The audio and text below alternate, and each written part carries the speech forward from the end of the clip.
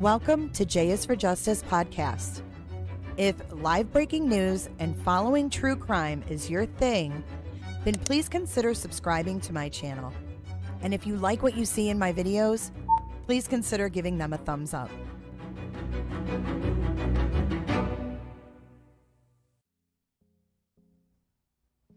Hey everyone, welcome back to J is for Justice.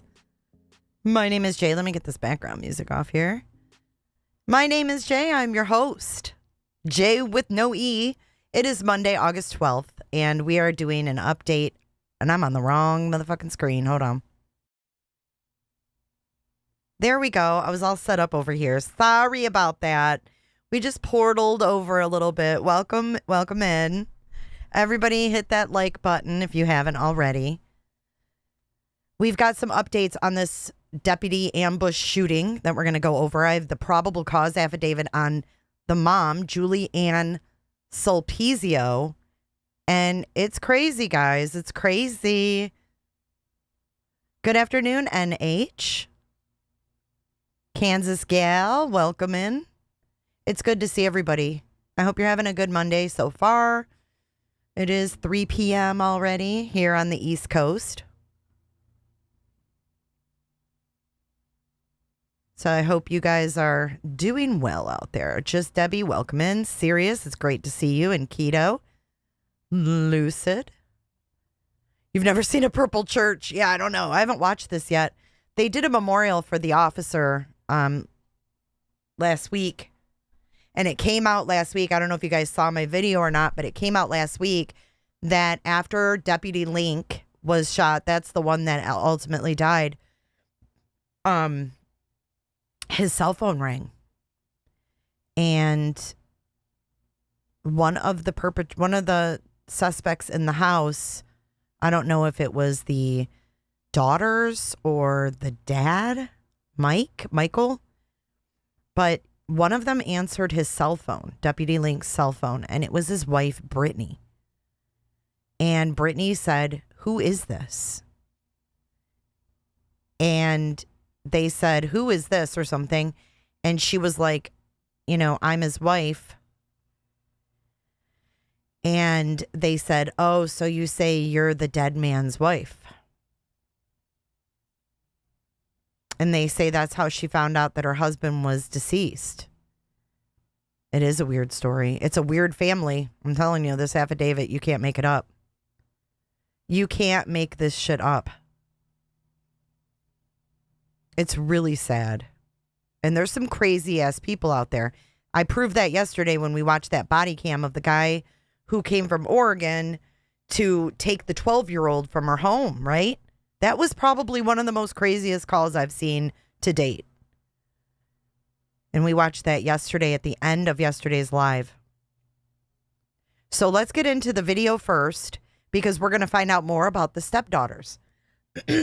You remember the two adopted daughters. We're going to hear from their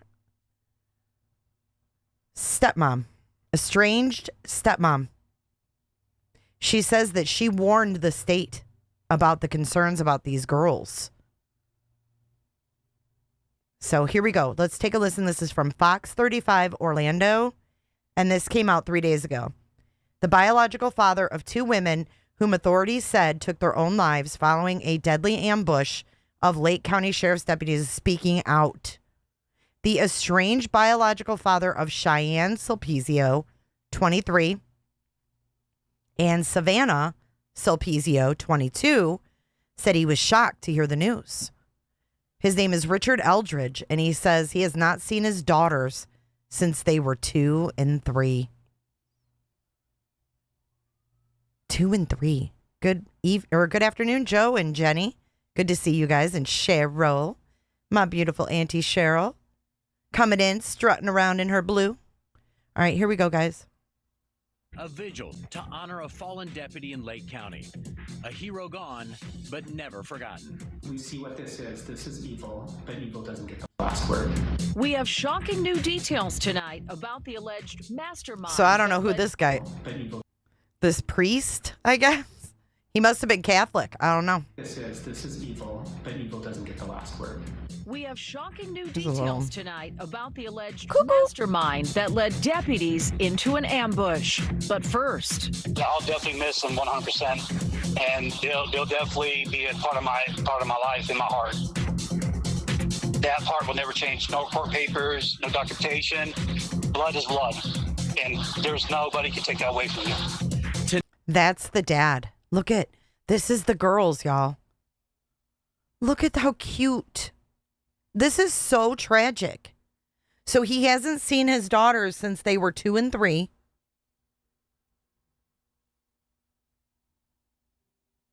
And this looks like probably around that age.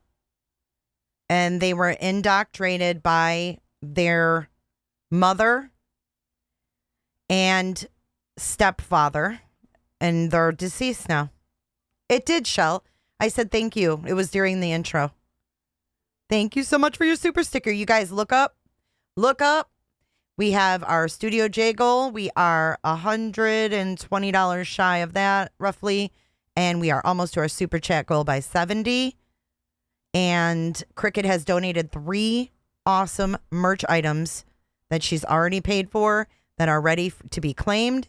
We're going to do a raffle for everyone that has supported the channel. So we have those 2 to meet. See, our member goal is excited, and I appreciate that so much. So much. So, yeah, pretty crazy. But look at those doll babies. Look at the little one. Look at her chubby cheeks and her red hair. Poor babies. Tonight, we're hearing from the biological father of the 2 young women who are accused of being involved in the deadly ambush, then committing suicide. That music. Fox 35 is the only station to speak with that father. And for the first time, we're seeing his daughters, Cheyenne and Savannah Sulpizio. He hadn't seen them in about 20 years, but this is how he says he remembers his little girls. And he can't believe what's happened to them since then. And we have live team coverage of this story tonight. Thanks for joining us. I'm John Brown. And I'm Lou Ann Sorrell. Let's get right out to Fox 35's Hannah McKenzie. She is joining us live in Lake County tonight. And Hannah, you spoke exclusively with that father who was devastated to hear that his daughters reportedly killed themselves after ambushing deputies. We spoke over the phone, and he tells me his heart is heavy for the deputies involved as well as their families. But he blames his ex, Julie Sulpizio, for all of this. He said he entrusted Julie with his 2 daughters at a very young age, and she is the one who led them down this path. He tells me that when he was with Julie, she was not very religious and showed no signs of having mental health issues. At one point, he even described her as being a happy-go-lucky woman. So I wonder if this was the influence of Michael Sulpizio. He described her as happy-go-lucky, and then she turns into this. Crazy. Cindy Bobbitt, you haven't missed nothing, lady. Welcome in. John Wayne Bobbitt's penis. For the first time, we're hearing from Richard Eldridge. I'm the original biological father of Cheyenne Savannah. You haven't seen the girls since they were 2 and 3 years old? Correct. The estranged father, heartbroken to hear his once little girls, now in their 20s, were part of Friday's fatal ambush in Eustis. It was orchestrated by their mother, Julie Sulpizio, and adoptive father, Michael Sulpizio, per the Lake County Sheriff's Office. So this guy not only was estranged, he gave up his rights. I mean, let's call it like we see it. A father in mourning? You gave up your rights, dude. He allowed this guy to adopt these little girls. I mean, let's face facts. It is what it is, right? One deputy was killed, 2 others seriously injured. Cheyenne and Savannah Sulpizio were found dead with self-inflicted gunshot wounds. My mind went numb. And I sat in the dark for quite a few hours until I can kind of collect myself. Do you believe that Cheyenne and Savannah may have been brainwashed over the years? Definitely. These pictures right here. Where were you? Were the very last day we ever saw them alive. The irony of everything is these pictures were taken August 2nd, 2004. 20 years of the day they died. Rochelle Eldridge was their They were taken August 2nd, the same day that they died. Isn't that quite odd? This whole thing is wild. Oh, I know the print on her. I know, right? Gold handcuffs. Former stepmother. While I understand a lot of people see these two as adults and as killers, I see them as two little girls who were victimized. She tells us she's battling with emotions. I warned people this was going to happen, and I was ignored. Why? I want to know where the ball was dropped. Did they go to doctors? Did they graduate high school? Were they evaluated? How did nobody know that they did not leave a property? She contacted DCF twice, she says. Once in 2019, again in 2003. At that time, they were 16 and 17. They couldn't drive, they couldn't work, they weren't allowed to leave the property. The fence was electric, and I was told they had to stand in formation. Who told her they had to stand in a formation? Hey, True Crime and Other Stuff, good to see you. They had to stand in formation. How would she know this? As if they were soldiers. The stuff that was found in the house, 20 plus weapons, an arsenal of ammo, anti-government propaganda. What do you think about all that? No kids whatsoever should not be put in that environment, especially my own two daughters. And I thought at that time that I can put my full trust in Julie.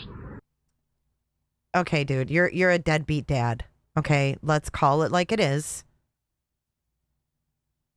He's a deadbeat dad who gave up the rights to his daughters and allowed them to be brainwashed, seemingly by this Michael guy, because he says she was happy-go-lucky before she met Michael. Crazy. And this is her. This is her at her initial appearance in her freaking suicide gown thing. Whatever they call, turtle shell, whatever they call those things. Woman. You know it has things that go over your shoulder to cover you there, for crying out shit. You know, because, I mean, that's their mother, and the mother's supposed to protect their kids at all costs. Tonight, Julie Sulpizio remains in protective custody. Her next court date is in early September. According to the Lake County Sheriff's Office, Michael Sulpizio was found next to Cheyenne and Savannah. He too suffered a self-inflicted gunshot wound. I wonder if he was essaying those girls. Yeah, now he's looking for remorse and 15 minutes of fame, like, I'm a grieving father. It's been 20 years, dude. You don't even know those girls. Those girls are strangers to you.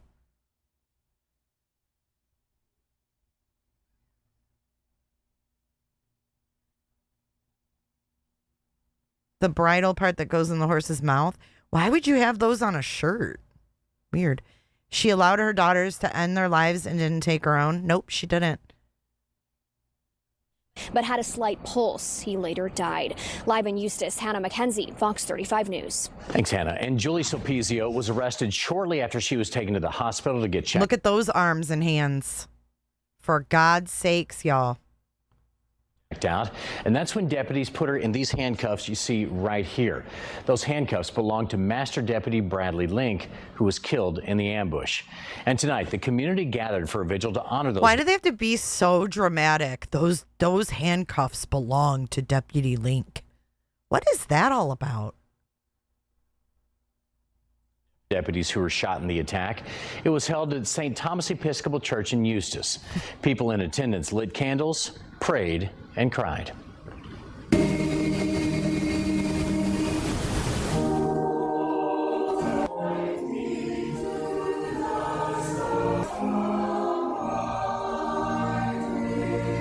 God, this is horrible editing. The pastor says that coming together can help people get through tragedies.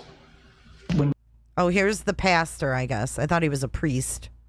We face something that is so obviously evil.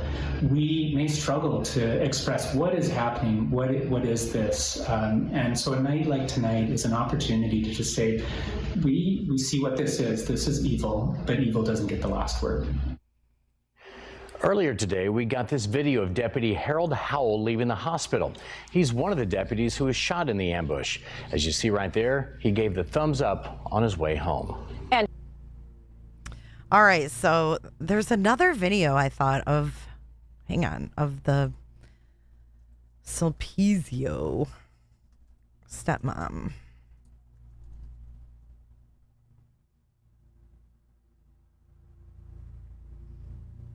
Maybe that was it. I warned people I was ignored. Oh, here's another one. For the first time tonight, we are hearing from the father and former stepmother of two women accused of ambushing the Lake County deputies. I want her to get the death penalty. I want her. I don't know if we still use Old Sparky, but I've heard they. Yeah, this is the one I saw. She says right off the rip, I want her to get the death penalty. I don't know if we still use Old Sparky. This is in Florida. Lake County deputies. I want her to get the death penalty. I want her. I don't know if we still use Old Sparky, but I've heard they've pulled him out of retirement before. I hope they pull him out of retirement again. She wants this woman, Julia. What the fuck?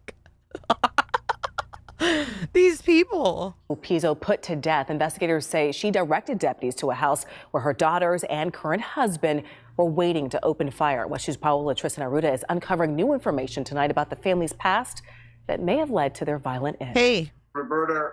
I may have not been their mama, but I loved them like I was. Rochelle Eldridge remembers the moment she shared with Cheyenne and Savannah Sulpizio. She was once their stepmother. What happened? The sisters, who were in their 20s along with their stepfather, Michael Sulpizio, are accused of ambushing deputies at a Eustis home Friday before taking their own lives. The woman's mother, Julie Sulpizio, is accused of luring deputies to the home where they were attacked. Rochelle was once married to the girl's biological father, Richard Eldridge. She says while wait, what was that? What was this a picture of? Richard Eldridge. Who's this supposed to be? Is this the girls, their dad, and the stepmom? Who are these people? Those girls aren't 2 and 3. Fuck are we looking at?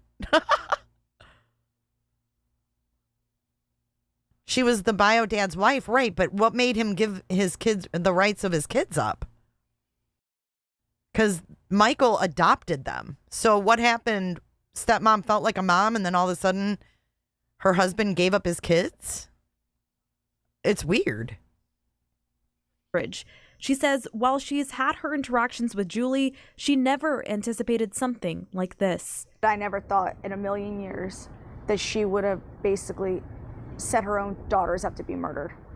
And that's how I look at it. They were, I know by law they weren't, but in my heart they were, because they shouldn't have been there. Rochelle said she reported Julie to the State Department of Children and Families and raised concerns about end-of-the-world propaganda and items found inside the Sulpizio's home, but nothing was done. She says the two women were kept away from others, and although she tried to see them, Julie wouldn't allow it. Had Julie not been allowed to have... Well, of course she did. Your husband signed away his rights so Michael could adopt them. Of course they didn't want you to see them. Why did he sign off his rights? That's what I would be asking. What transpired that you were mom and then all of a sudden you weren't? And although she tried to see them, Julie wouldn't allow it. Had Julie not been allowed to have complete custody, she would have had to share with their father. They would have remembered they were loved, they were cared. Okay, so there's more to this. There's a reason. What is she talking about custody? Because he adopted those girls. This wasn't just about father not having custody. What the hell happened with him that this all went on? He's recovering, Cindy. The 2 officers, one went home and the other one's going to be okay. About, and I don't think they would have fallen down this hole. Michael adopted the girls years ago. It's been 20 years since Richard and Rochelle have seen them. Finding out that your 2 kids just got killed and everything else, it's basically taking a shot yourself. Richard Eldridge. We needed to look up if he's got like a criminal record or some shit. Richard says he's been in despair ever since he learned what happened. He says his heart goes out to the deputies and their families. As for his message to Julie, why did you fail as being a mother?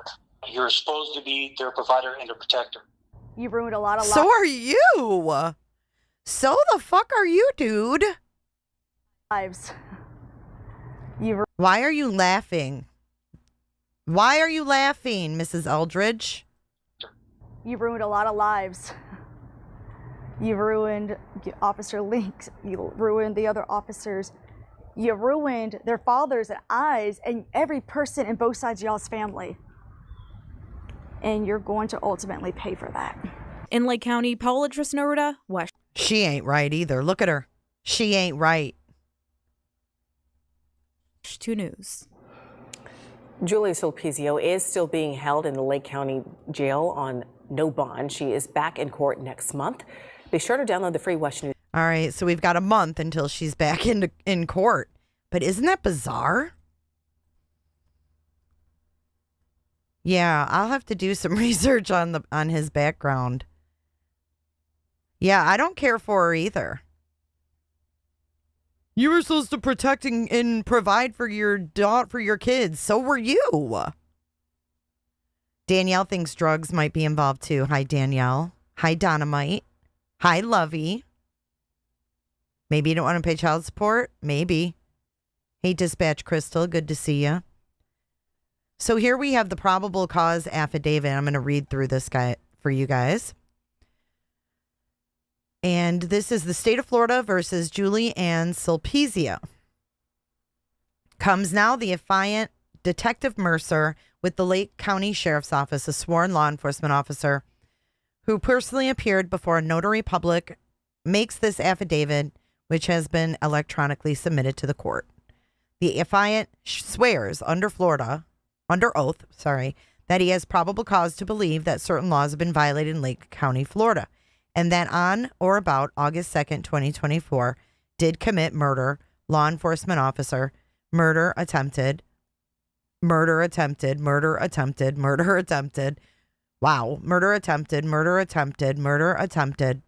by strangulation, battery on law enforcement.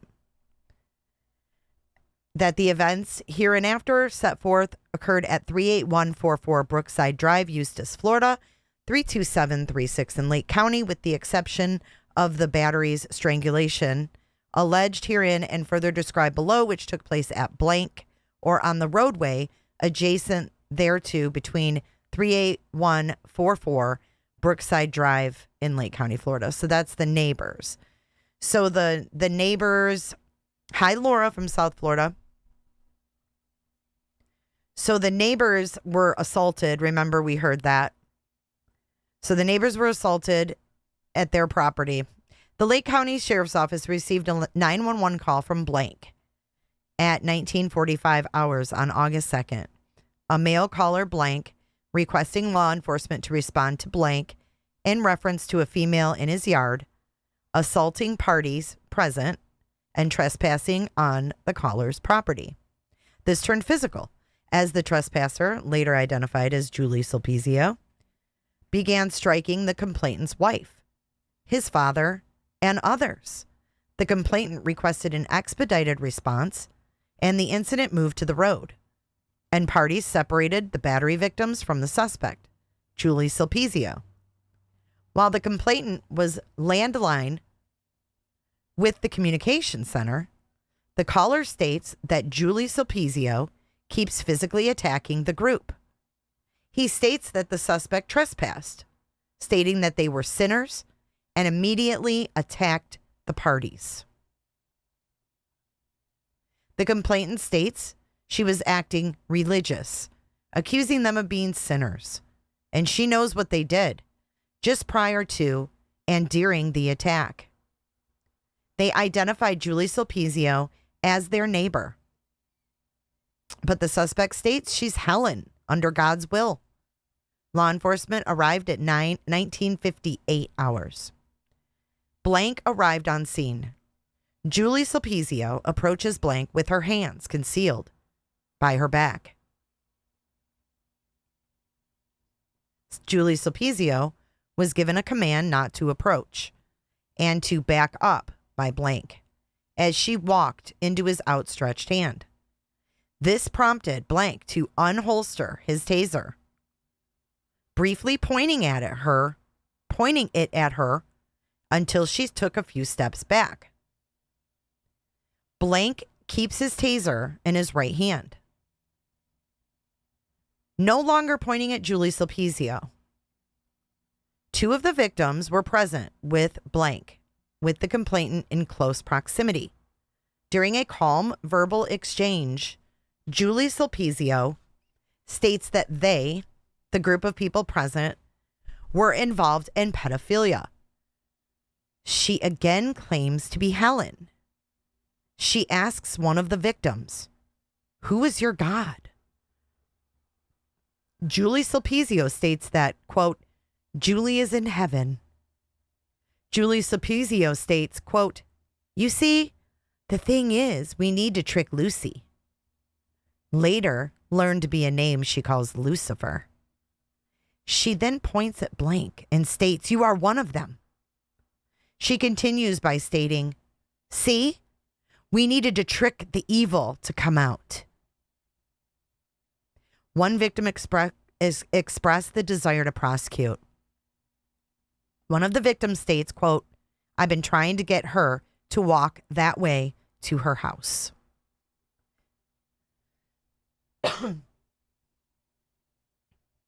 To Blank, to which Julie Sulpizio states, "You walk in front of me. I was headed that way." Blank interrupts and states, "We're not going to move."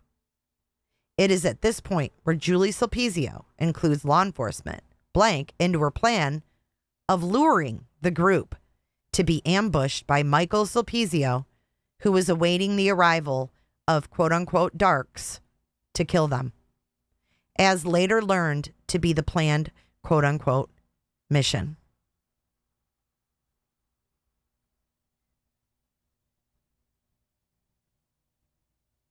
Hey, Casey Marie.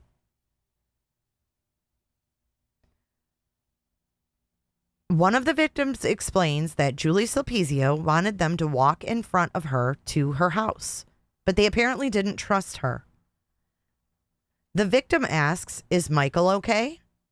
And Julie Sulpizio states, "Oh, see, he sent me down here," the victim states. "Oh, did he?" And Julie Sulpizio states, "Yes, my husband, God." She calls her husband God. Darks, what in the Chad Daybell? It was darks and lights for them. It most certainly was. It's really disturbing. All right. Where were we?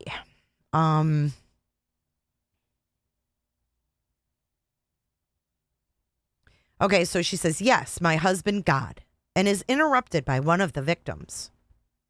Julie Sulpizio again attempts to convince them to go to the house to see. Julie Sulpizio states, "Yes, Michael, I am coming," and begins to walk towards Blank, which puts out his hand to block her, to which Julie Sulpizio pushes Blank's hand away. Blank steps rearward, raises his taser, and gives a Taser X warning alert, which emits a piercing audible tone and strobing forward light as he points it at Julie Sulpizio. Julie Sulpizio states, "That's God's light," and approaches Blank with her arms crossed on her chest, smiling. Blank, using his left hand, redirects her rearward, causing her to fall on the ground on her back. Blank tells her to stay down, which she resists. Blank ultimately holsters his taser and produces his handcuffs, applying control to Julie Sulpizio's right wrist. As Julie Sulpizio states, "You want to play? You're just making me madder." Julie Sulpizio, on her back, states, "Let's do this now," followed by, "I can feel him," and yells, "Michael, Gabriel, Timothy, it's time now to protect my children." As another deputy arrives, the responding deputy handcuffs Julie Sulpizio. Blank holsters his handcuffs, and requests EMS in reference to altered mental state. It is learned that the suspect, Julie Sulpizio, struck 3 of the 4 members in the party, one of which, blank, had been choked, restricting his airway during her attack, in addition to striking blank and blank. She begins to refer to her neighbors as blacks. Later learned during an interview, this was in reference to having sin versus white being without sin. Later during an interview, I read that. Julie Sulpizio was transferred by Lake EMS to Waterman Hospital, and upon arrival was placed under blank. I know. Is this crazy? Hey, welcome in, Angela. Good to see you guys. And just a reminder, we need to make those goals. We've got 4 items now. Robin has donated a tumbler. At 2010 hours, Sergeant Stevens and blank arrive at Julie Sulpizio's residence, which is a walking distance from the original incident location, to conduct a well-being check on Michael and Julie Sulpizio's children. Announcements are made at the door, and contact was attempted to no avail. Sergeant Stevens observed 3 individuals run that way, and that one looked at him as they passed the shut door. Okay, so they see the 3 people inside. One looked at him as they passed the door. So they knew they were in there, but they didn't know what was going on, I guess. Jess, Ann, I'm so glad to see you. I was getting worried. Jess, thank you for gifting 5 whole memberships. Make sure you guys thank Jess. Welcome new members. Thank you so much, Jess. I know we all need breaks every now and then, don't we? Welcome, guys. Look at Human and Lisa M, Heather Ann, Tina Gooner, Mama Bear. Welcome in. New clickers. It's really easy, man.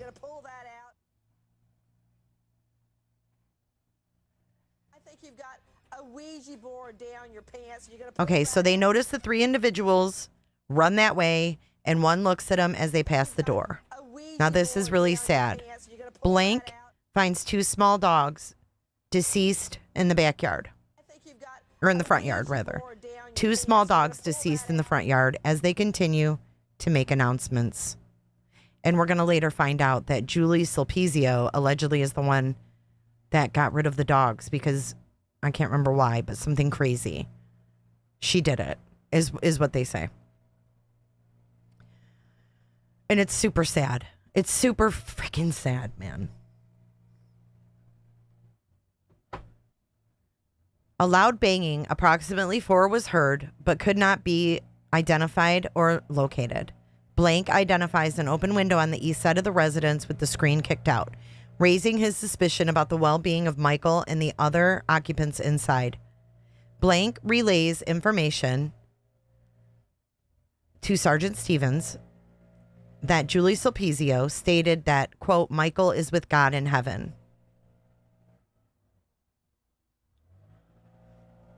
Sorry, you guys can probably hear the weed whipper.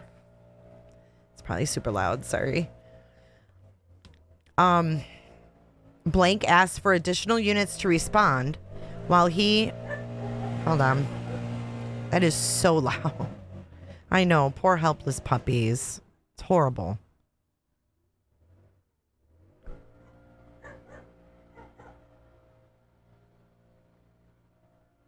Okay, Blank asks for additional units to respond while he and Sergeant Stevens hold the perimeter. They believe this incident may have involved a burglary or home invasion of some kind. As deputies arrive, they are briefed on the aforementioned details. Deputies position marked Lake County Sheriff's Office vehicles in view of the residents and activate their blue warning lights. 20-34 hours, Blank begins making multiple announcements over his PA, identifying themselves and calling out to the residence. A deputy notes that the two deceased dogs appear to have their throats cut or were shot. Oh my God, I can't. Deputies along with supervisors attempted to formulate a plan to make contact with whoever was inside, which had not been identified at that time. Yeah, we call it a weed whipper. You know, a weed whacker, weed eater, whatever you call them. Blank interviews the neighbors, which stated that they observed Julie Sulpizio and Michael Sulpizio exit the white truck and go inside around 1830 hours. Blank gets Julie Sulpizio's phone number from neighbors, and a deputy attempts to call her mobile phone. Julie Sulpizio's phone was not on her at the time of the original incident. It was believed to be inside the residence. Possibly with Michael Sulpizio.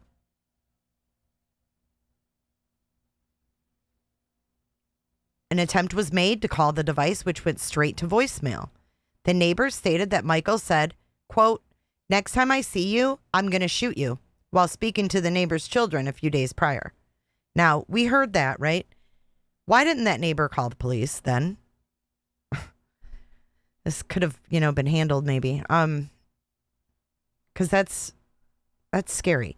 2103 hours. Blank, along with Blank, Sergeant Stevens, and MD Kessinger, attempt to enter the residence while making announcements. They enter through the rear door of the residence, which is closest to the driveway, and appears to be used for egress. As they open the door, it entered a small laundry room, which led to an intersecting hallway that led left and right. Blank, as he approached the threshold of the hallway, advised he was going left, indicating to Blank that he should go right, and that would be Deputy Link. Deputy Link went left. As Blank crossed the threshold into the hallway, his body-worn camera captures several frames of what appears to be a male in black sleeves or body armor, positioned with a rifle on the arm of the couch, waiting to ambush deputies.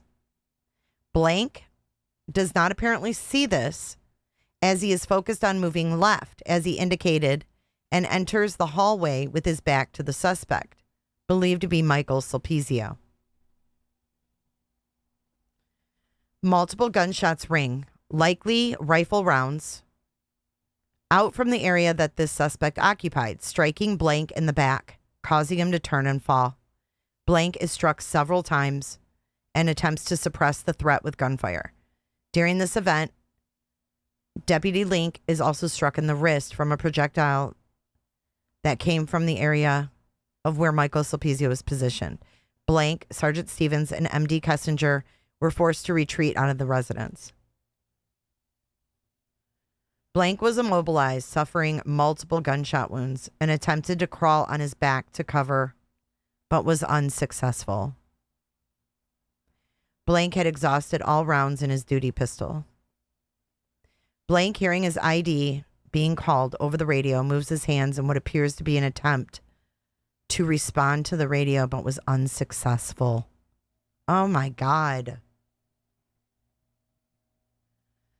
Oh my God. So he's laying there and he's trying to get to his radio, and then they shoot him again. Blank was shot at several more times by a party within, and it appears that he was struck by additional rounds. The party within the residence began shooting at deputies outside, which moved to cover, and in return, returned fire. Blank was abstracted from the scene and transported to the hospital. This is messed up. Number 9. Additional resources were requested and additional deputies. While waiting for additional law enforcement, deputies and supervisors on scene attempted to negotiate with the suspects to release Blank, but they refused. Blank, body-worn camera, continuously recorded audio and video from within the residence facing up towards the ceiling. So this Deputy Link's body-worn camera continued and continued and continued recording. At 24 hours, a female yells from within the residence as she racks a firearm and states, "My king will kill all of you. You are Lucifer's children." In response to deputies yelling for Blank to crawl to them, deputies could not see Blank, and his location within the residence is unknown. Number 11,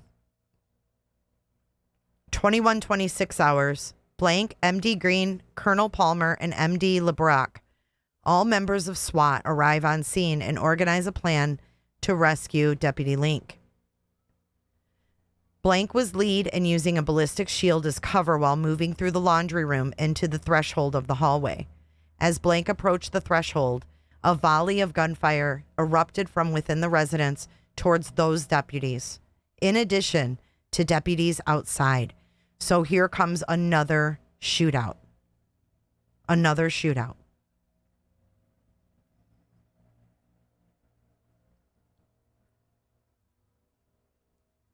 Blank was shot through the wall multiple times by a high caliber round, causing him to be incapacitated.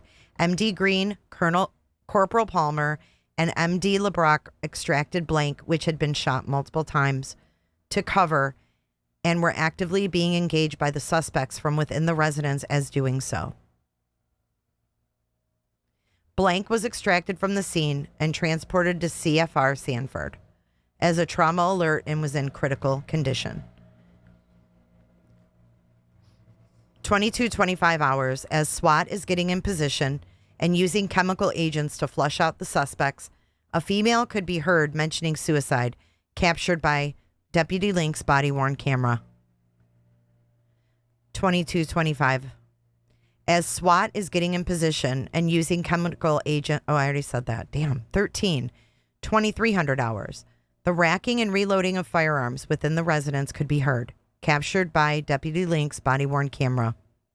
At 23:02, 2 gunshots could be heard in quick succession, with a third one a few moments after. 23:07 hours. The SWAT Rook begins to make entry into the residence, removing a large portion of the residence wall in an area where Blank is believed to be. Number 15. 23:41. SWAT makes physical entry into the residence, locates Blank, and extracts him. Blank is transported to an awaiting medical helicopter. While en route, the transport redirects to Waterman Hospital, where he is ultimately pronounced deceased. As SWAT cleared the residence, they located 2 females sitting on the couch with what appeared to be self-inflicted gunshot wounds to the head. These 2 females are identified as Ann Sulpizio, 22, and Ann Sulpizio, 23. A male was also located on the couch with what appeared to be a self-inflicted gunshot wound to the head, but had a faint pulse. This male was later identified as Michael Sulpizio. He was transported to Orlando Regional Medical Center as a trauma alert in critical condition.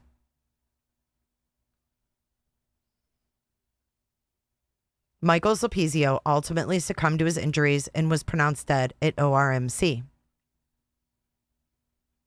A search warrant was executed on the residence, and within the residence, an excess of 20 firearms ranging from high-caliber rifles, pistols, and shotguns appear to have been gathered and placed in the living room area.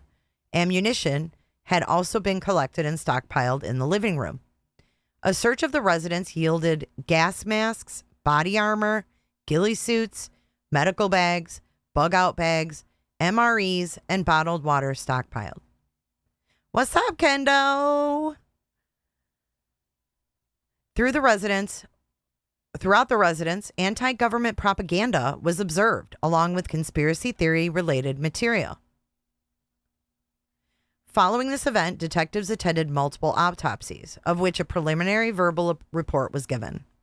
Regarding Blank, his death was caused by multiple gunshot wounds in the manner as homicide. in reference to Cheyenne, Savannah, and Michael Sulpizio. The cause of death is ruled as a single gunshot wound and the manner is suicide. Number 18. On August 4th, 2024, this is 2 days later, this detective conducted a non-custodial but post-Miranda interview of Julie Sulpizio at Waterman Hospital in room 355. Julie Sulpizio was alert and awake upon entry. I read Miranda warning from an agency-provided Miranda warning card. Julie Sulpizio advised she understood each of her rights and she wished to talk to me. During the interview, it was disclosed that Julie Sulpizio, claiming to be God and often Helen, believes that God speaks through her. Julie Sulpizio stated that Michael Sulpizio is the guardian angel Michael, which obeys her, God's commands. She states that she was trying to lure the blacks to her residence so that Michael could kill them. This includes blank and responding to law enforcement that she identifies to be blacks. This is consistent with the primary interaction with Julie Sulpizio, where she, even with law enforcement present, continued to attempt to lure the neighbors to her residence, along with law enforcement. This is also consistent with why blank did not receive incoming fire as he entered the threshold of the hallway. It is believed that Michael Sulpizio expected Julie Sulpizio to enter the residence first, and when blank entered first, it changed what was expected to occur. So they're saying that he expected her to walk in, and then he was going to ambush whoever was behind her. Hey, Siobhan. We've covered it a couple times. I've got a playlist on it. The blacks are not black people. The blacks means black spirits or black souls and white souls, from how this is explained. That's the context. It's like Chad Daybell and Lori Vallow with The Dark and the Light. She says black and white. So yeah, Michael is the king and he obeys her.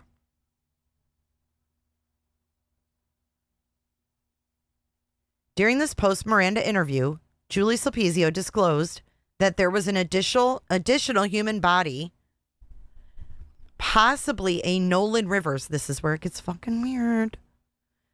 This is weird. Listen. During the post-Miranda interview, Julie Sulpizio disclosed there was an additional human body, possibly a Nolan Rivers, under the residence mobile home where Michael had trapped approximately 1 week ago. Julie Sulpizio also stated that she shot her smaller dogs as they were vessels for Lucy, which is Lucifer.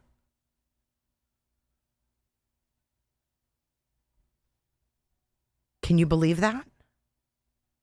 She said there was a body underneath her house. Julie Sulpizio knowingly and intentionally impeded the normal breathing of blank against his will, applying pressure on his throat or neck. She intentionally touched or struck blank against her will. Julie Sulpizio actually and intentionally touched or struck blank against his will, a law enforcement officer. Blank is dead. The death was caused by the criminal act of Julie Sulpizio. And then they're saying it was a premeditated killing of Deputy Link. Julie Sulpizio, Michael Sulpizio, Cheyenne Sulpizio, and Savannah Sulpizio, acting in concert, attempted to kill blank and blank law enforcement officers blank during a criminal act planned, rehearsed, and executed in part by Julie Sulpizio. There was a premeditated attempted killing of all aforementioned persons. And then this is signed down here. Is this not nuts, right? So if we go back up to here, this bottom part about the human body being under their bed. So apparently they've looked into this and they investigated it. and this person doesn't exist. But let me find the information on that search. Nolan Rivers.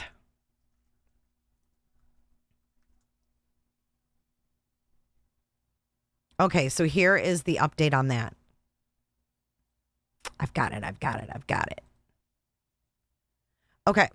Deadly ambush, Okay, new documents detail the arrest of a Florida woman accused of orchestrating an attack on Lake County Sheriff's deputies that resulted in the death of one of those deputies and the injuries of 2 others. Julie Ann Sulpizio, her husband and 2 daughters, believe God directed them to stage an attack on her neighbors and responding deputies. She's in protective custody. Julie Sulpizio is 48. She's in protective custody without bond. And then it says here,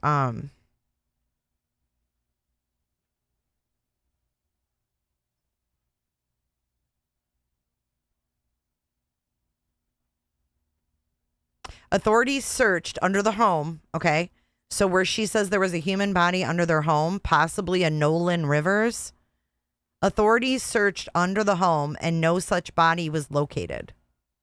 But they're still trying to determine if Nolan Rivers is associated with them. They're still trying to determine if this Nolan Rivers is associated with them. So who's Nolan Rivers? I don't know. Yes, Siobhan, it is.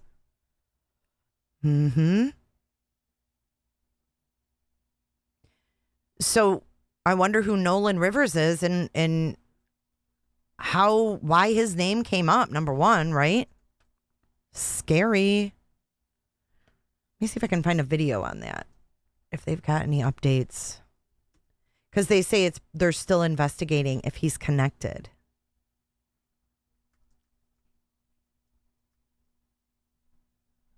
Why would she say his freaking body was there? Is this her hearing? Here, let's watch this.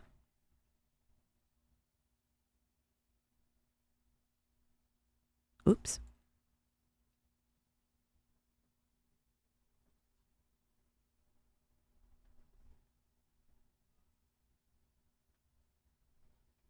This is like her bond hearing or something. I don't know if they show the whole thing. Let's see.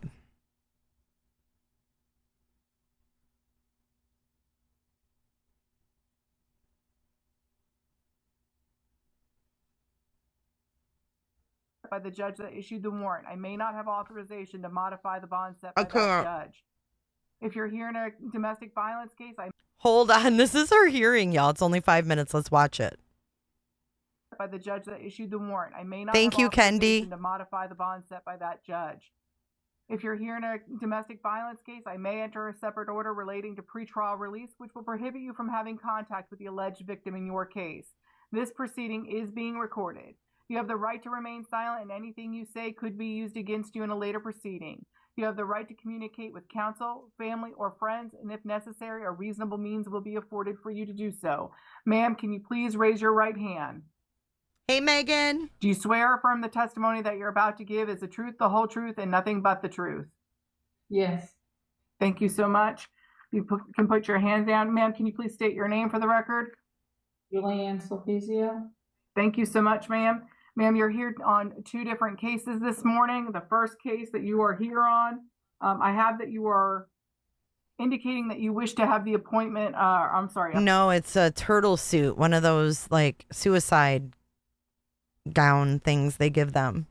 But she doesn't have it on right. She doesn't have it over her shoulders.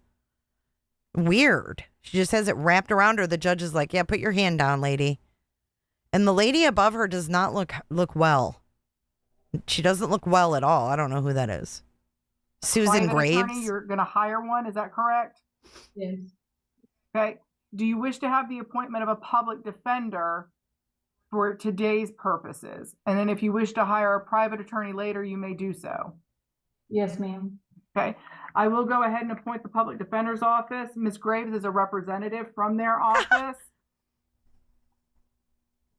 And I will appoint the PD on both cases, Ms. Graves.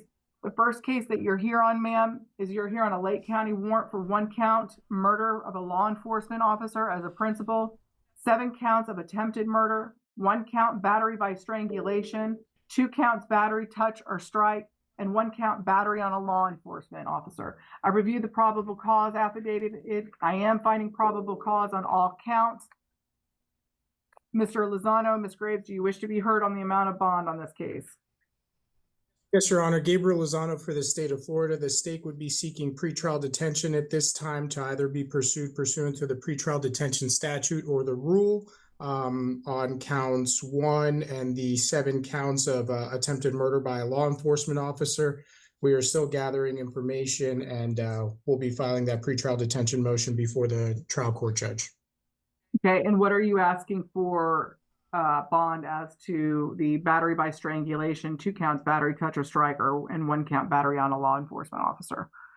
I would be asking for an enhanced bond, just giving the facts surrounding everything, but I will note for the record that Ms. Sulpizio has no Florida criminal history based on my review. Okay. She does now. Ms. Graves, would you like to be heard?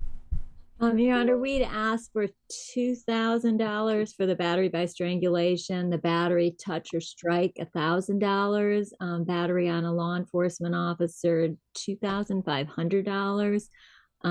And if I could tell Ms. Sulpizio one thing real quick. Yes. Someone from our office will come and see you today. Okay, it's in your very best interest to not talk to anyone but Morris. He will come and see you today. Okay. Morris. Okay. Okay.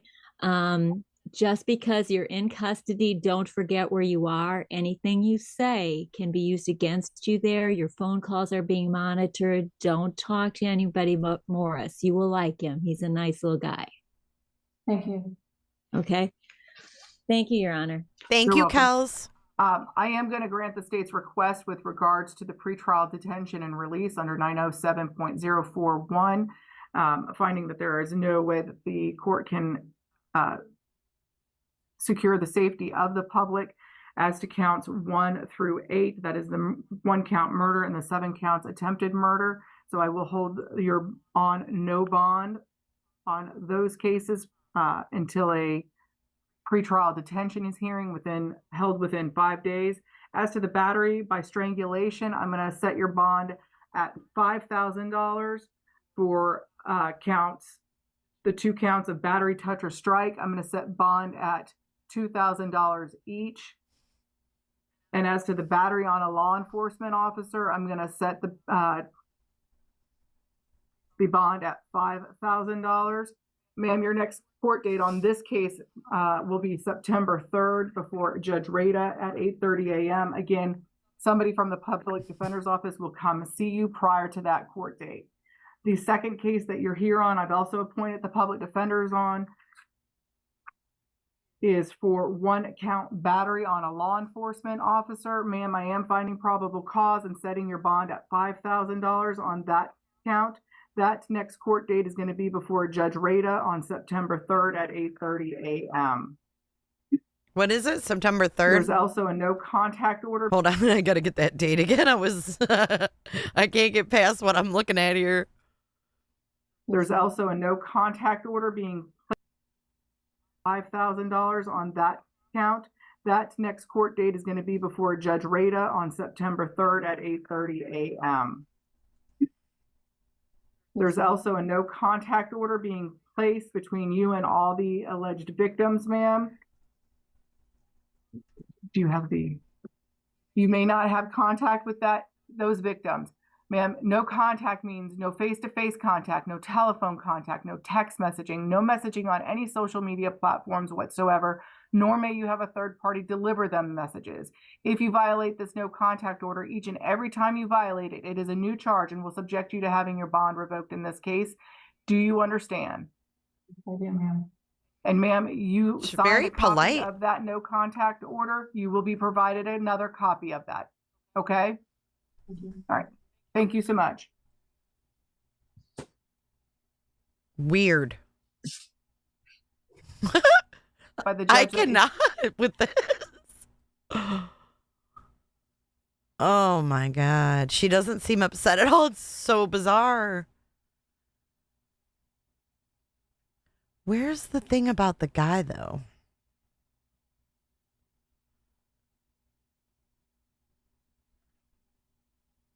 It's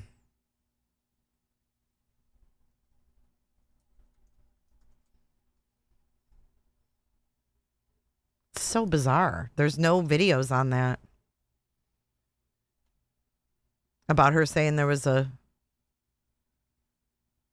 body there.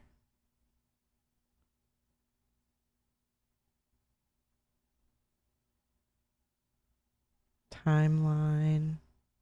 Yeah, I'm not seeing anything on here. But see, that's the kind of suit she has on. See, she just, like, he only has it on one shoulder. Same.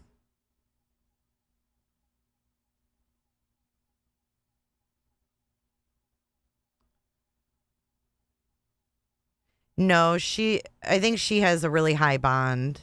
Yeah, that lady's like from the public defender's office. It's nutty. Look at their house after they rescued Deputy Link, got his body out of there. Let's see.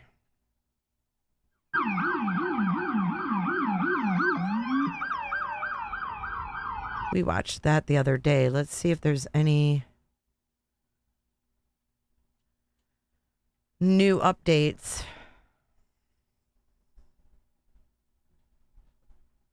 One day ago. Oh, I love the bagpipes.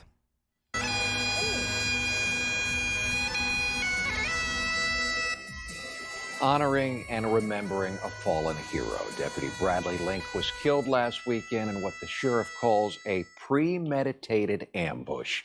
Good evening to you. I'm Eric Von Eyck, and glad you're with us on this Saturday.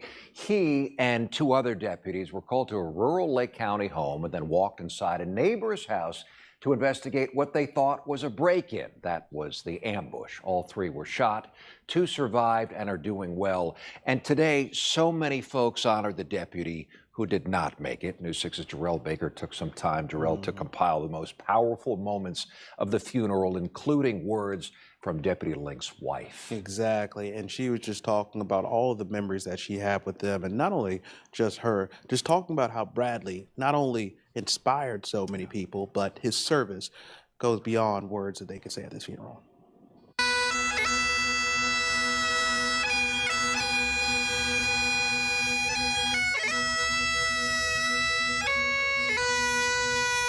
Tears flowing as family, friends, and brothers in arms filled the real-life Christian church in Clearmont Sunday. His heartbeat was fueled by humble servitude, fueled by the desire to make a difference everywhere he went, but he never took credit for a thing. Law enforcement officers on... So that must be Brittany.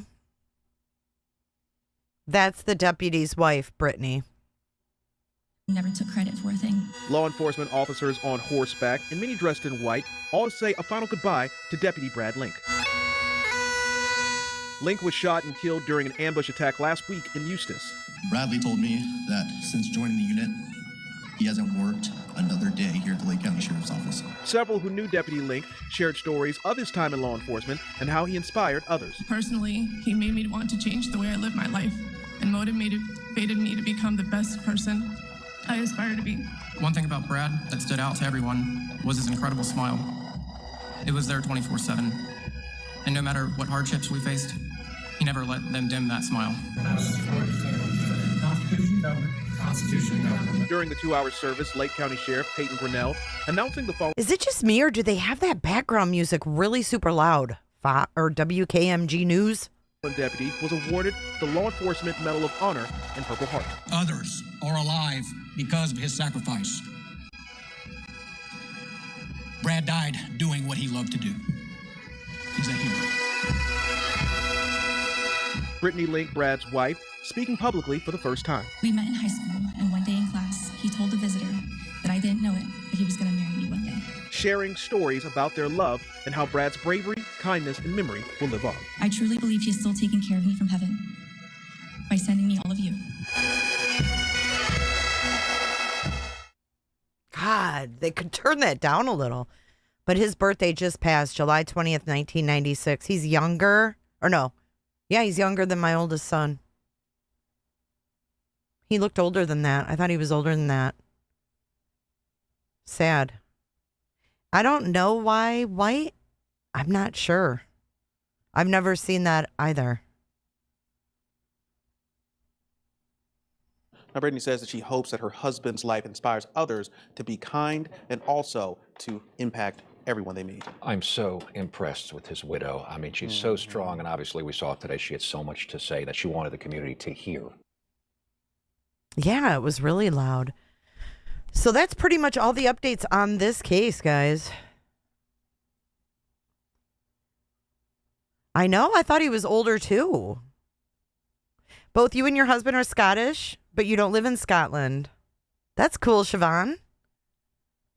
Do they wear undies under the kilts? I'm just kidding. I'm just kidding. All right, guys, it's a short one for today, for this Monday, because we are live back here at 7:45 tonight for Donald Trump and Elon Musk interview. It's going to be live on Donald Trump's X tonight. Elon's asking the questions. Allegedly, it's unscripted. So I will be back here at 7:45 p.m. and we will watch that together. So it should be an interesting interview. We're not political here at J is for Justice. We just enjoy watching the news and what's going on in our world. So I hope you guys will join me then. And we will keep our eye on Julie Sulpizio. I love how some people said, no, I don't want to follow her trial. But a lot of you did, so I'll keep my eyes open for any hearings. The next one is September 3rd in this case. So we will put this one to the side until something new happens. And I will see you guys tonight. Thank you, moderators, for being here today. I appreciate you and everything that you do and the time that you take to spend here moderating for J with no E. All right. Shelly W. See ya.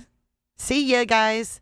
All right, Myron, let's run our credits. You guys stay safe out there. And I will see you guys tonight.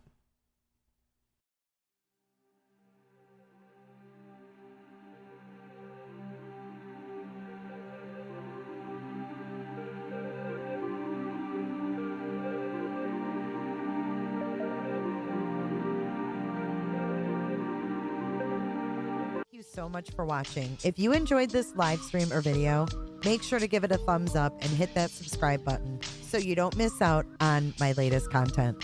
Want to take it a step further?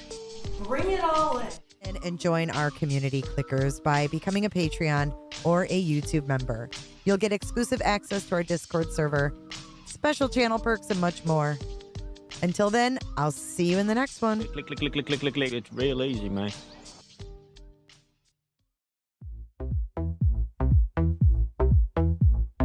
I don't give a damn. I don't really care about you and your problems. I don't give a damn. You talk way too much. I have heard enough about you and your problems. I don't give a damn. I don't give a damn. I don't give a damn. I don't give a damn. I don't give a damn. You wanna be with me. You wanna feel something real, but I'm feeling differently. You're making like, what the fuck is this? And everybody's like, what the fuck is this? But I ain't got time for that. Staying up late, sleeping all day, dreaming about Cadillacs. Buying new shoes, hanging by the pool, sipping on Coke and Jack.